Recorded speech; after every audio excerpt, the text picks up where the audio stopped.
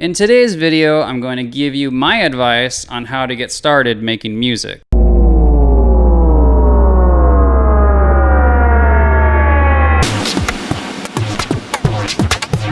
Step number 1, figure out why you want to make music. Do you want to make music because you want to be famous? Do you want to make music because you want a career making music? Or is it just a hobby?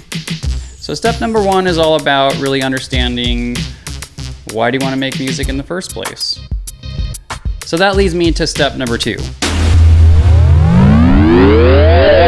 Step number 2 is learn how to play an instrument.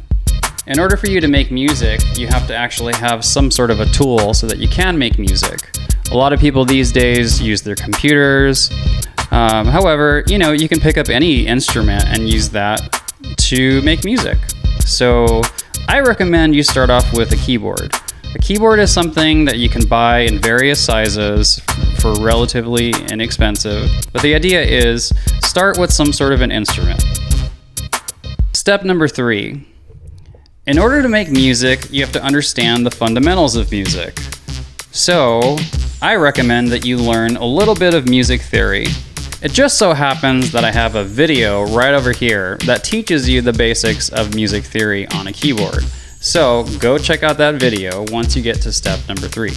However, when I say learn the basics of music theory, I'm talking about learning the individual notes on the keyboard, learning about chords, and then anything else that you come across online while you're learning about music theory. Things like scales, different modes, and various other things that you're going to learn along the way. Step number 4 is to learn about songwriting. So in order to get started making music, you have to understand how other musicians are currently writing music. So for example, when I'm writing a song, I think in terms of what is the intro going to be, and what is the verse going to be, and what is the chorus going to be, and various bridges and variations to all of these parts throughout the song.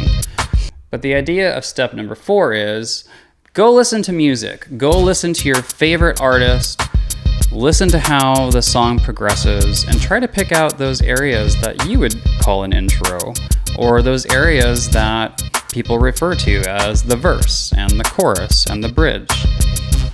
Okay, so step number 5 is to write your first song. Now that you have an instrument and you've learned the basics of how to play that instrument, and you've learned the basics of songwriting, right? Now you're ready to write your first song. If you're struggling with this part, go back to your favorite song, listen to how they wrote it, and use that as inspiration to build your song. I'm not saying copy the song note for note or word for word, but there's plenty of songs out there that give you so many different options that you can pick from, different styles of music and different moods, and there's just kind of an endless supply of things that you could use to inspire you to write your first song. Step number 6 is rinse and repeat. In order to get better at songwriting, you really have to repeat all of these steps over and over again, right? You want to continue to learn about music theory. You want to get better at actually playing your instrument. Once you get to a point where you're done with your first song and you're starting to learn more about music theory and the fundamentals of music, you'll actually start to create music in your head. And you'll use those ideas to help you write your second song.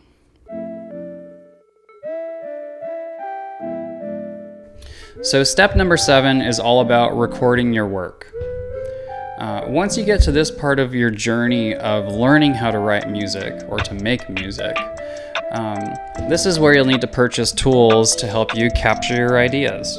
Now, if you have the money, you could go buy a computer and recording software and learn about those things. And you can check out my videos where I actually walk you through those things as well. But if you don't have the funds right now to purchase a computer, what you can do is actually use your phone. So your phone is a recording device. You could, and I do this all the time, is I'll turn on my camera and I'll just record whatever sounds I'm hearing in my head, and I'll put that down in a video and just move on. The purpose of doing that is really to just get those ideas down so that you don't forget them in the future, so that when it comes time to actually start using recording software, you have all of those ideas down and you can essentially translate those into actual recordings using real instruments. Once you're ready to start recording with a computer or recording device, take a look at some of my other videos. I have a lot of information on things that you can do, especially if you're using Ableton Live, to take the ideas that you're generating with your phone and translating them into actual instruments in Ableton Live, and into real songs that are fully produced in that tool.